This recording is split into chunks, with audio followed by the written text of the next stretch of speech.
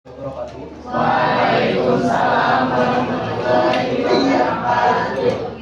Oke, jadi seperti kelas sore seperti biasanya, kelas sore hari ini tentang kelas sejarah. Mungkin gurunya berbeda seperti minggu kemarin.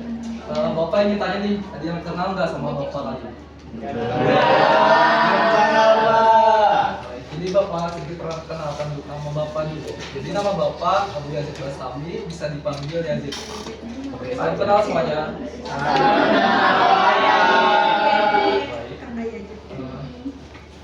Seperti biasanya dan seperti minggu lalu, belajar sejarah kali ini kita akan menggunakan metode yang berbeda, yaitu tentang latihan penelitian sejarah, di mana dalam metode ini Bapak menginginkan kepada kalian dalam banyak hasil diskusi dan juga banyak dalam hasil mengumpulkan data untuk menyampaikan sebuah hasil pendapat.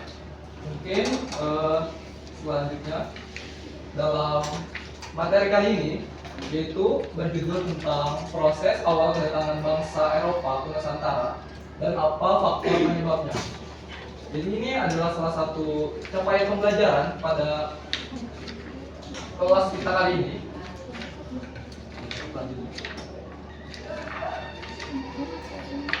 Nah, baik, dalam tujuan pembelajaran kali ini, Bapak sangat menginginkan kepada kalian dapat memahami dalam metode penelitian kali ini tentang kedatangan bangsa Eropa ke Nusantara dan juga beberapa faktor-faktor pendukung kedatangan bangsa Eropa ke Nusantara.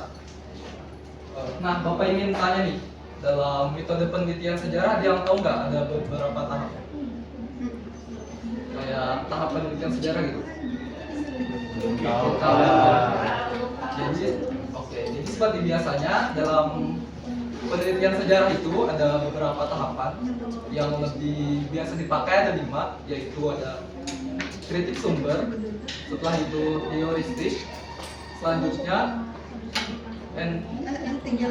verifikasi, selanjutnya interpretasi, dan terakhir yaitu historiografi. Nah, untuk di kelas kita kali ini karena kita dalam tingkat sekolah SMA, jadi Bapak untuk mengambil ada 3 metode, yaitu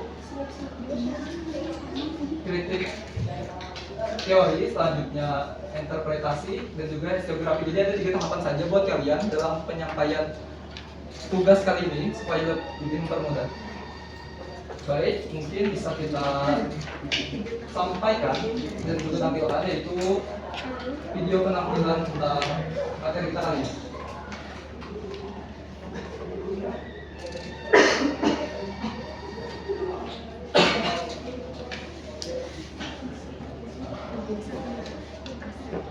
Warahmatullahi wabarakatuh. Di video bertema sejarah ini, aku akan membahas tentang kedatangan bangsa-bangsa Eropa di Indonesia. Dimulai pada tahun 1500-an, Indonesia kedatangan bangsa-bangsa dari Eropa melalui jalur laut. Mereka yang pernah datang dan menduduki Indonesia diantaranya Portugis, Spanyol, Inggris, dan Belanda. Tapi jauh sebelum itu, ada banyak hal yang melatar belakangi kenapa bangsa-bangsa Eropa datang ke Indonesia. Yang pertama, adanya perkembangan ilmu pengetahuan dan teknologi. Pada masa Renaissance, ilmu pengetahuan dan teknologi berkembang pesat. Salah satunya adalah teori heliosentris yang dikemukakan oleh Copernicus. Teori heliosentris menyatakan bahwa bumi dan planet-planet mengelilingi matahari, dan bumi itu tidak datar, melainkan bulat. Yang kedua, adanya revolusi industri, di mana penemuan mesin uap untuk kapal memudahkan bangsa Eropa melakukan perjalanan. Yang ketiga, Konstantinopel sebagai ibu kota Kekaisaran Romawi berhasil dikuasai oleh Kekaisaran Turki Utsmani. Pada tahun 1453, Kekaisaran Turki Utsmani yang dipimpin oleh Sultan Ahmad II berhasil merebut wilayah kekuasaan Konstantinopel dari Kekaisaran Romawi dan menutup jalur perdagangan. Hal ini menyebabkan pedagang dari Eropa tidak bisa lagi mendapatkan rempah-rempah. Mereka pun mulai mencari rempah-rempah ke benua lain, salah satunya Indonesia dan negara-negara lain di benua Asia. Yang keempat, adanya motivasi 3G, Gold, Glory, Gospel. Melihat kekayaan alam Indonesia, bangsa Eropa yang awalnya datang hanya untuk mencari rempah-rempah, akhirnya memiliki tujuan lain, yaitu untuk mencari 3G. Gold yang berarti kekayaan, Glory yang berarti kejayaan, Gospel yang berarti memperluas ajaran Nasrani. Nah, kita akan kembali membahas bangsa-bangsa Eropa mana saja yang pernah datang ke Indonesia. Seperti yang sudah disebutkan, mereka adalah bangsa Portugis, Spanyol, Inggris, dan Belanda. Pertama, kita akan membahas tentang bangsa Portugis dan Spanyol terlebih dahulu ya. Dibandingkan dengan bangsa Eropa lainnya, Portugis dan Spanyol adalah dua bangsa yang paling maju. Mereka memiliki armada yang kuat, teknologi navigasi, dan perlengkapan kapal yang paling canggih di masanya. Ketika keduanya berniat melakukan ekspedisi penjelajahan samudra, dibuatlah perjanjian Tordesillas pada 4 Juni 1474 atas usul pendeta Alexander VI. Tujuannya agar tidak terjadi bentrokan di antara dua bangsa besar ini. Isi perjanjian Tordesillas adalah pembagian arah pelayaran, di mana Portugis memiliki hak untuk berdagang dan berlayar ke arah timur, dan Spanyol memiliki hak untuk berdagang dan berlayar ke arah barat. Portugis mulai melakukan ekspedisi pada tahun 1487 ke arah timur. Kemudian mereka sampai di Maluku, tepatnya di Ternate pada tahun 1512. Kedatangan mereka disambut baik oleh kerajaan Ternate, karena Ternate membutuhkan bantuan Portugis untuk melawan kerajaan Tidore. Ternate pun mengizinkan Portugis untuk membangun sebuah benteng bernama Benteng Sao Paulo. Sedangkan Spanyol memulai ekspedisinya pada tahun 1492 ke arah barat. Kemudian mereka sampai di Filipina pada tahun 1521. Kedatangan mereka disambut baik. Namun, Fernando de Magellan yang saat itu memimpin ekspedisi terbunuh karena terjadi peperangan di Filipina. Mereka pun memutuskan untuk melanjutkan perjalanan dan sampailah mereka di Maluku, tepatnya di Tidore. Kedatangan bangsa Spanyol disambut baik oleh masyarakat Tidore. Mereka yang tengah berselisih dengan Ternate menjadikan Spanyol sebagai sekutu untuk mengalahkan Ternate. Kedatangan Spanyol menjadi ancaman bagi Portugis, sebab saat itu Portugis sudah berhasil memonopoli perdagangan di Maluku. Portugis dan Spanyol pun bersaing dengan memanfaatkan permusuhan kerajaan lokal. Selain itu, Portugis dan Spanyol saling tuduh mengenai perebutan rute perjalanan yang sebelumnya sudah disepakati melalui perjanjian Tordesillas. Perseteruan terus berlanjut hingga pada tahun 1529 perseteruan tersebut diselesaikan dengan diadakannya perjanjian Saragossa. Isi perjanjian Saragossa adalah pembagian bumi menjadi dua pengaruh dan kekuasaan, di mana bangsa Portugis memiliki wilayah kekuasaan dari Brazil ke arah timur sampai dengan Kepulauan Maluku, dan Spanyol memiliki wilayah kekuasaan dari Meksiko ke arah barat sampai dengan Kepulauan Filipina. Karena perjanjian Saragossa inilah teori heliosentris milik Kopernikus dibenarkan, bahwa bumi itu bulat, bukan datar. Bangsa Eropa yang ketiga adalah Inggris. Inggris melakukan perjalanan samudera pada tahun 1577. Inggris mengikuti rute perjalanan Spanyol ke arah barat dan tiba di Ternate pada tahun 1579. Bangsa Inggris memborong rempah-rempah dari masyarakat Maluku. Kemudian, Inggris kembali melakukan ekspedisi yang kedua. Sebelum sampai ke Indonesia, Inggris berhasil menguasai India dan mendirikan EIC, East India Company, sebuah perusahaan dagang milik Inggris.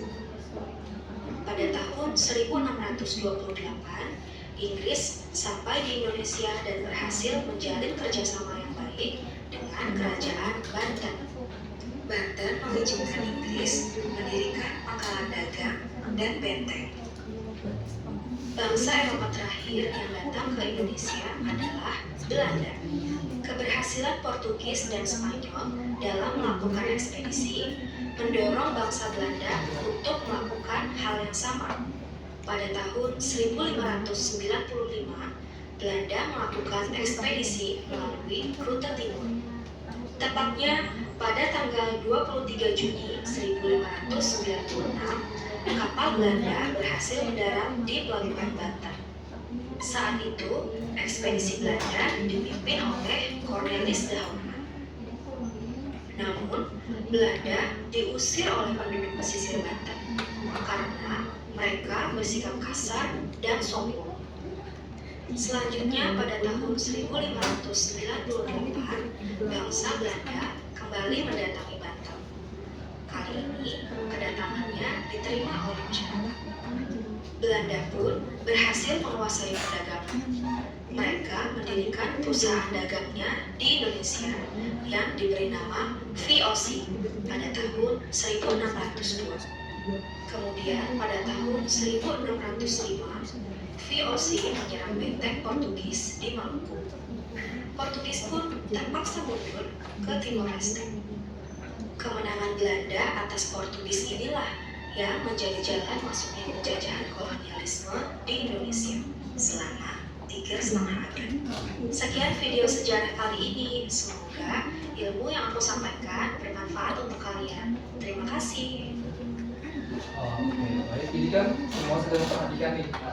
Di dalam video kali ini, karena semua sudah memperhatikan dan juga Bapak kita sudah mencatat nih. Jadi dalam video kali ini ada beberapa sumber terkait penelitian yang akan kita lakukan kali ini. Nah, jadi selanjutnya mungkin Bapak seperti yang Bapak kabarkan sebelumnya di grup kelas, dimana kali ini kita akan ada melakukan pembagian kelompok. Kelompok ini sudah Bapak bagikan di grup kelas sebelumnya sesuai yang sudah kalian baca. Jadi Bapak mohon kepada kalian untuk bisa berbagi kelompoknya sekarang.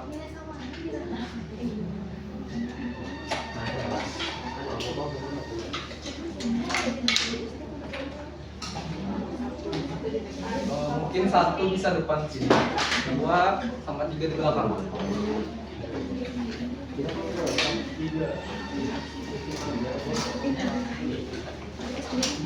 Tiga di mana, Pak? 3 di belakang situ. Dua.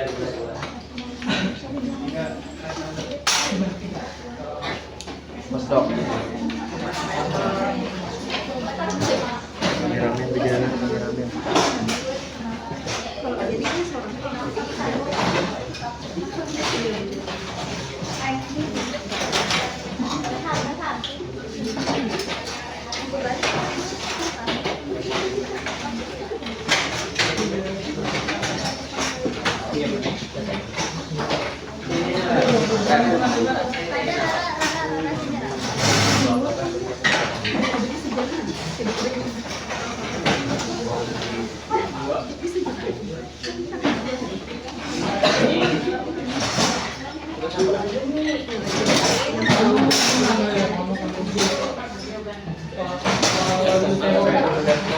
Oke, Bapak mohon perhatiannya.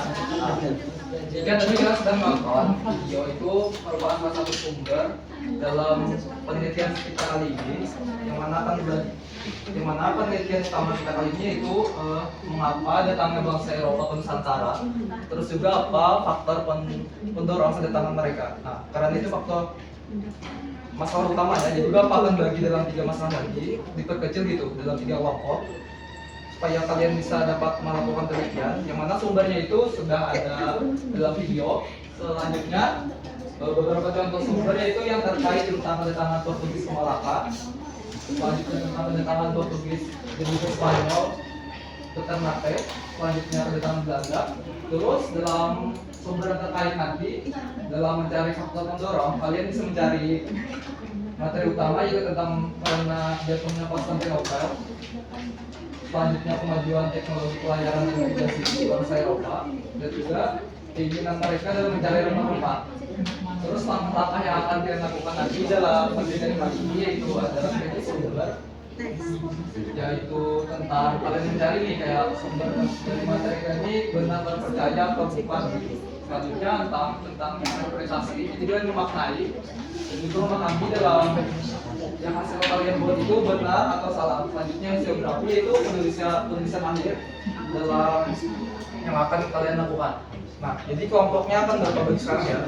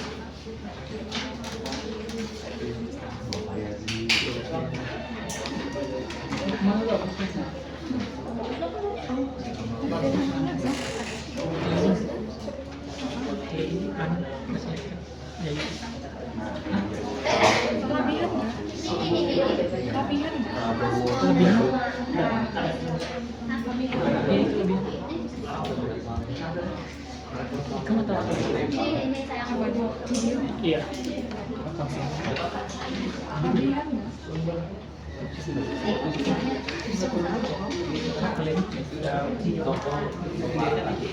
Portugis, Belanda, Inggris, kami dapat bagaimana?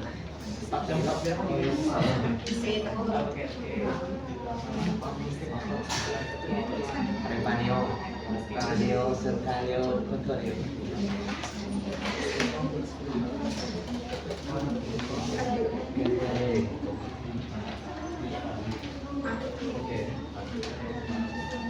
Oke, jadi semua kelompok sudah dapat LKPD-nya kan? Nah, jadi kalian bisa melakukan sedikit penelitian yang kalian lakukan yaitu dengan beberapa sumber sudah Bapak katakan terkait yang ada di papan tulis. Terus juga Bapak sudah kirim file buku dan juga sama file artikel yang dapat bisa kalian gunakan sebagai sumber penelitian kalian. Nah, mungkin bisa kalian lakukan sekarang untuk kelas kita nanti.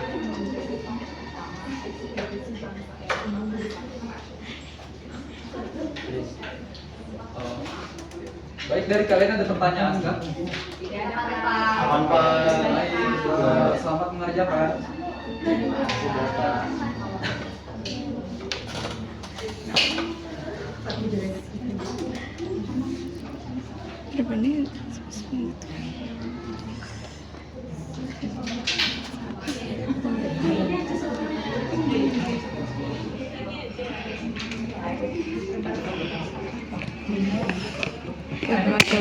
Semaju kita bisa kemana? Materinya sih dibaikan.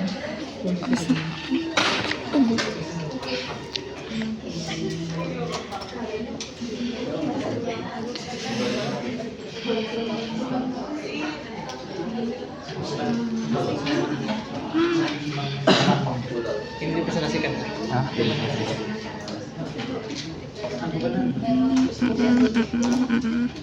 Sudah gini.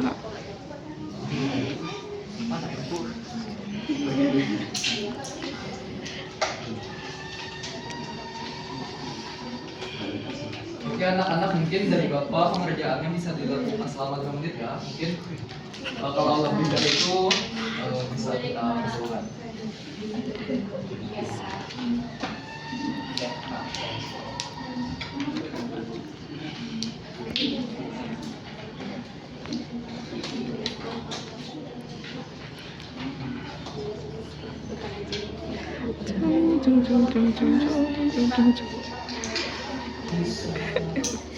Sampai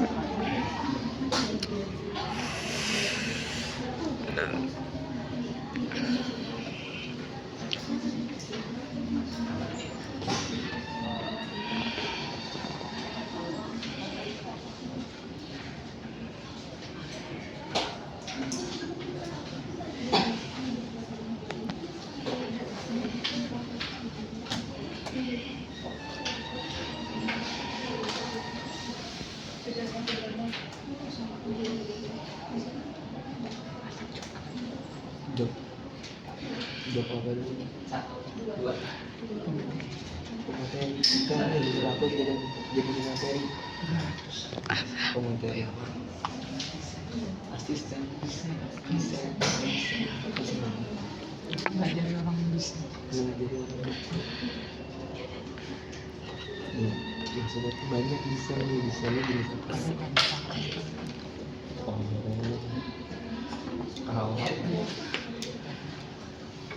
Tapi imajinasi itu untuk mendesainnya luas banget.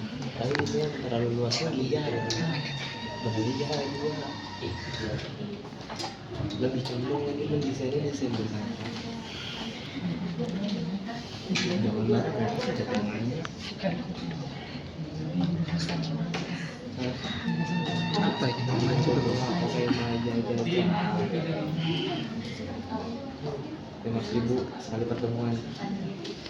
lain satu tuh mas kali seminar tuh mati Sebenarnya nggak bisa kalau kita seminar pramuka. Kita bisa pemandangan cowok. Ini video.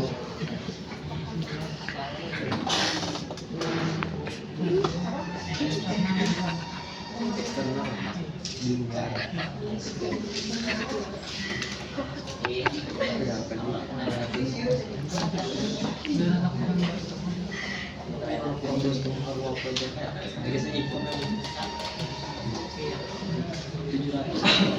Oke anak-anak, jadi sisa waktu pengerjaannya sisa tinggal 3 menit ya.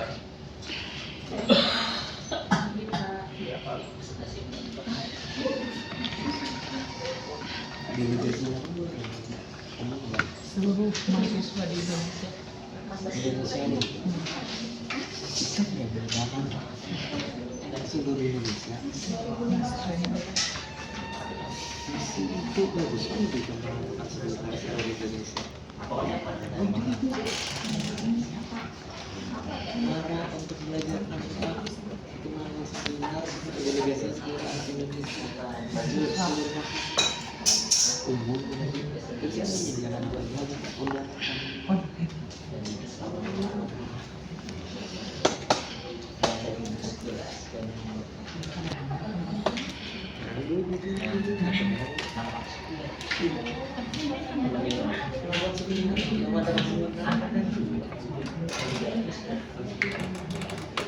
Legal nih seminggu aku kan polisi dong. Tujuh rambut.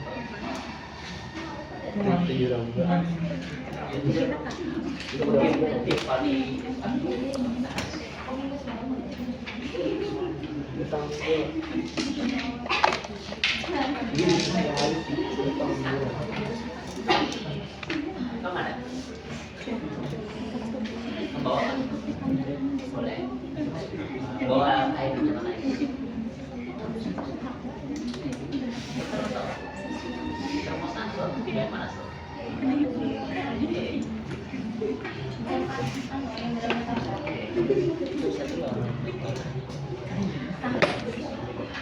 Terus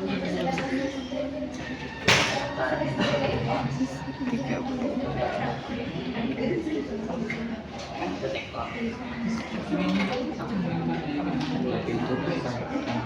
kan tapi juga jelas kita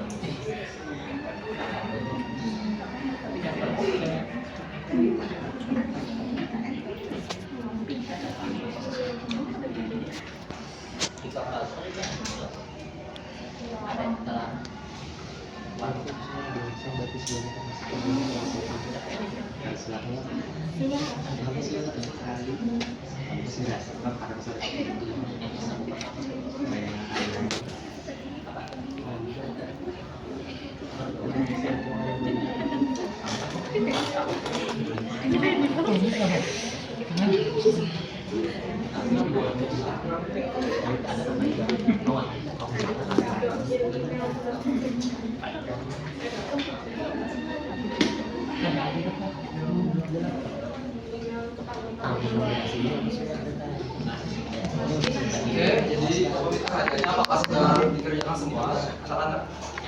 belum Pak. Mungkin Bapak kasih waktu 1 menit lagi ya. Baik Pak.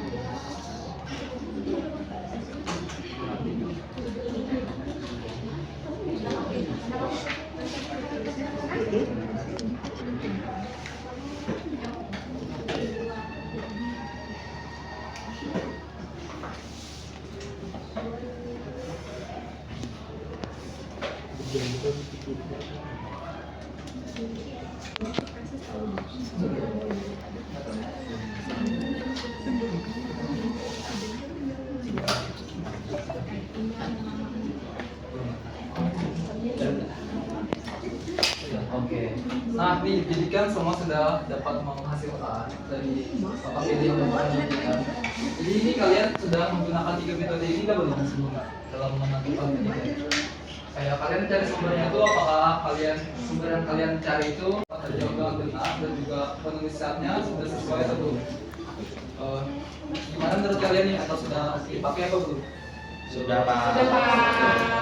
Sudah, mungkin karena dari 3 kelompok dapat masalah yang berbeda-beda nih, jadi Bapak mau melihat perwakilan salah satu atau dua orang boleh maju ke depan untuk menyampaikan hasil penelitian kalian. Ada yang mau maju duluan nggak nih, atau Bapak tunjuk aja? Tunjuk Pak. Mungkin dari kelompok dua dulu deh.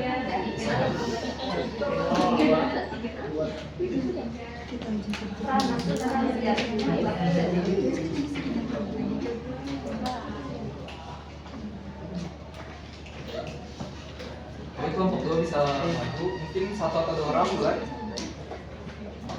1 boleh. Kita bertanya nih.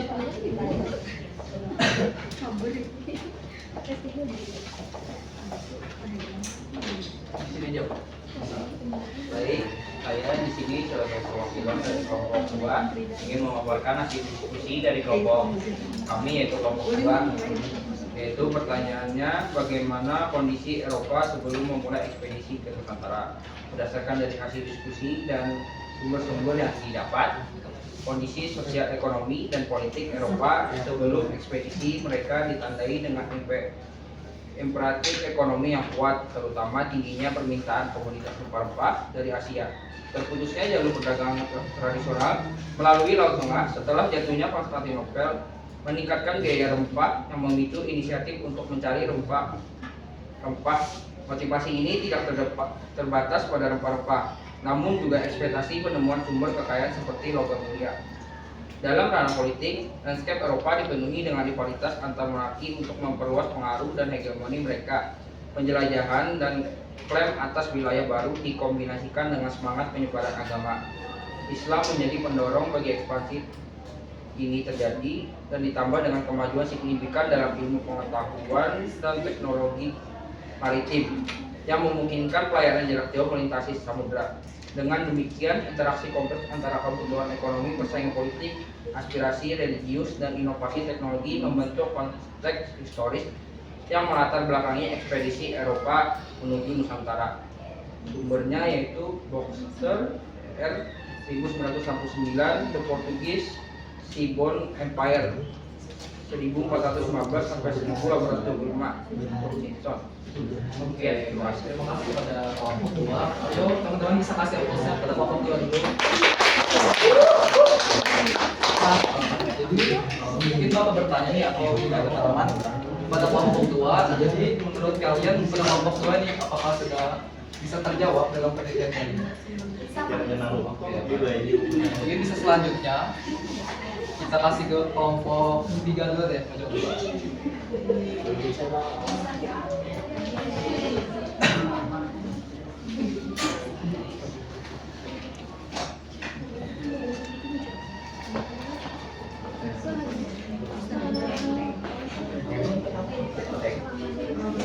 Terima kasih atas kesempatannya.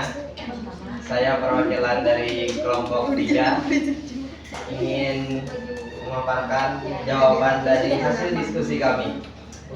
Yang pertanyaannya atau soalnya adalah siapa saja tokoh penjelajah yang berperan dalam menemukan jalur di Nusantara. Di sini kami ada 3, yaitu Vasco da Gama yaitu dari Portugis, Cornelis de Houtman dari Belanda, dan Ferdinand Magellan dari Spanyol. Vasco da Gama dari Portugis, pelaut Portugis yang berhasil menemukan jalur laut ke India melalui Tanjung Harapan, Afrika Selatan. Selanjutnya ada Cornelis de Houtman yaitu berasal dari Belanda. Penjelajah Belanda ini yang berkali berhasil tiba di Indonesia untuk pertama kalinya dan memulai perdagangan rempah-rempah bagi Belanda. Selanjutnya ada Ferdinand Magellan dari Spanyol. Penjelajah Spanyol yang memimpin ekspedisi yang berhasil mengelilingi dunia meski ia sendiri meninggal di Filipina sebelum ekspedisinya selesai. Itu saja diskusi dari kelompok kami. Terima kasih. Oke, baik teman-teman, terima kasih atas diskusi.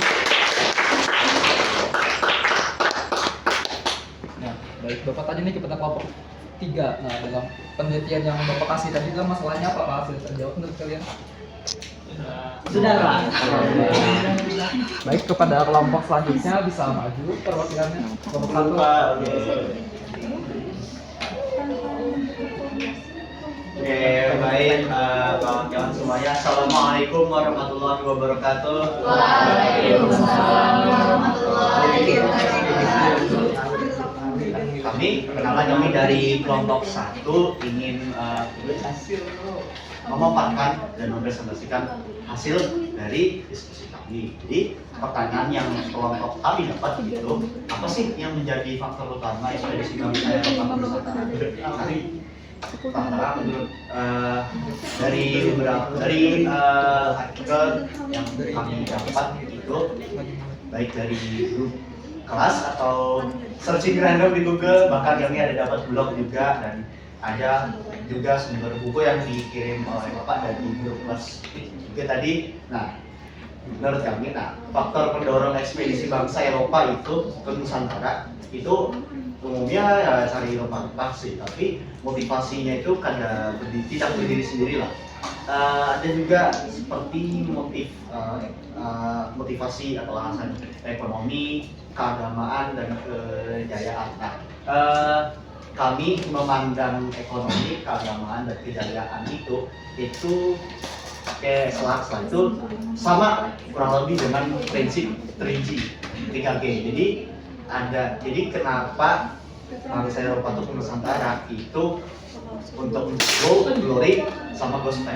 Gold itu untuk mendapatkan kekayaan, glory itu untuk mendapatkan kejayaan dengan menaklukkan berbagai macam wilayah, dan gospel itu untuk menyebar agama mereka, yaitu Kristen waktu itu. Seperti yang saya nyatakan mewakili kelompok kami, sumbernya itu ada artikel yang dibagikan di grup kelas, dan kami ada juga nambah satu di Google Scholar, dan juga kami ada ngambil di blog sih satu, tapi sedikit aja, dan sumber utamanya itu buku yang di-share oleh Bapak tadi. Cukup sekian, terima kasih. Oke, bisa kita kasih apa dulu teman-teman. Nah, oke, baik nih. Kan dalam 3 masalah ya sudah apa bagi kepada kelompok kalian. Jadi sudah bisa terjawab, yaitu tentang masalah utama di awal tadi, itu mengapa datangnya bangsa Eropa ke Nusantara, dan juga beberapa faktor pendorongnya yang sudah kalian presentasikan di depan tadi. Nah, jadi dapat kita pahami kalau penelitian kali ini bisa dibilang cukup selesai.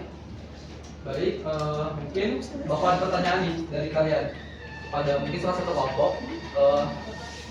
Bagaimana refleksi kalian tentang pembelajaran kali ini dan juga tentang penelitian yang kalian lakukan? Mungkin ada yang mau salah satu mau menjelaskan? Pak, oke, kebenaran baik. Jadi salah satu hal yang ulun sadari dari meneliti tentang kedatangan bangsa Eropa itu ke Nusantara itu, bangsa Eropa udah emang dari dulu jadi penjajah, Pak. Sedangkan negara kita kan dijajah Belanda lama banget lah tahunnya. Kita dijajah Belanda, India dijajah Inggris. Jadi yang ulun sadari, Pak, bangsa Eropa jahat. Itu Hidup lagi. Bangsa Eropa jahat banget dulu ya, Pak. Cukup, Pak. Oke, baik. Bisa kita kasih waktu teman-teman. Baik nih, kan sudah dijawab beberapa penelitian Bapak kasih. Mungkin Bapak bisa bilang kepada kalian bisa duduk kembali ke tempat semula seperti awal tadi. Karena sudah selesai.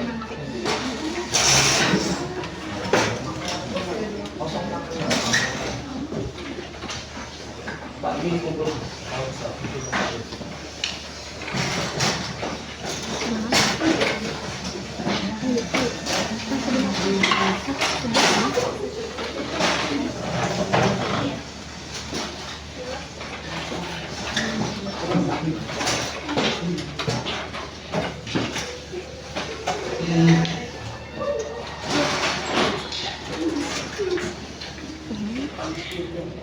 Mengapa datangnya bangsa Eropa ke Nusantara dari mulai abad ke-15 sampai ke-17, dan juga beberapa faktor pendorongnya, sehingga dapat yang kita pahami dalam kesimpulan kelas kita kali ini, yaitu kedatangan bangsa Eropa ke Nusantara, yaitu dapat bisa kalian lihat di depan.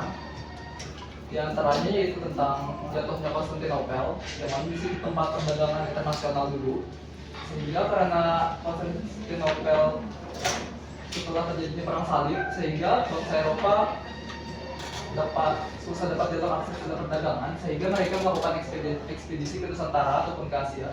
Dalam beberapa contoh, misalnya untuk mengambil rempah-rempah yang ada di Nusantara kita, dan juga selanjutnya tentang karena kemajuan teknologi dari bangsa mereka sehingga membuat mereka melakukan ekspedisi selanjutnya, dan juga mungkin itu aja sih. Nah, dari Bapak nih kepada kalian semua, apakah dalam pembelajaran kita kali ini dapat ada yang merasa menambahkan gitu kayak motivasi kalian tentang bagaimana seorang bangsa Eropa terhadap ekspedisi mereka ke Nusantara?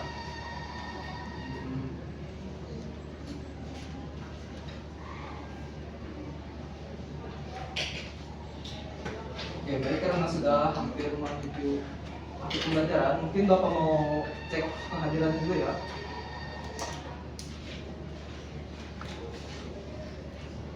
Oke, baik, bagus nih. Semua pada hadir semua. Mungkin selanjutnya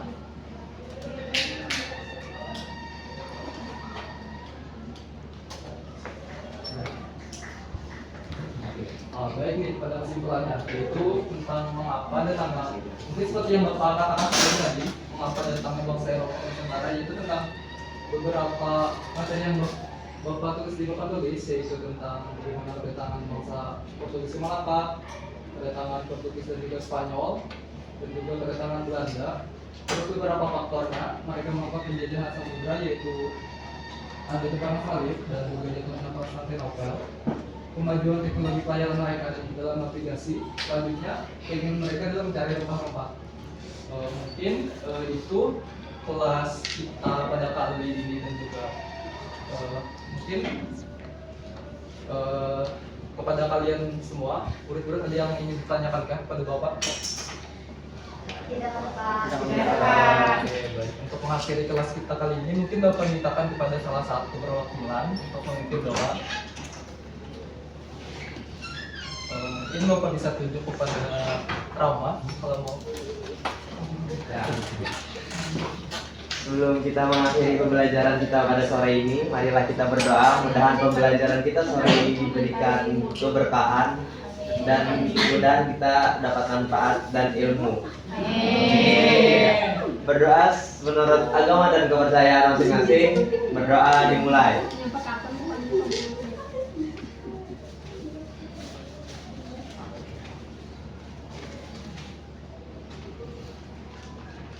Berdoa selesai. Oke, baik, terima kasih kepada murid-murid karena sudah menghadiri kelas kita pada kali ini. Mungkin sekian itu saja penyampaian dari Bapak. Mungkin dapat Bapak tutup kelas kita pada kali ini. Sekian, terima kasih. Assalamualaikum warahmatullahi wabarakatuh. Waalaikumsalam warahmatullahi wabarakatuh.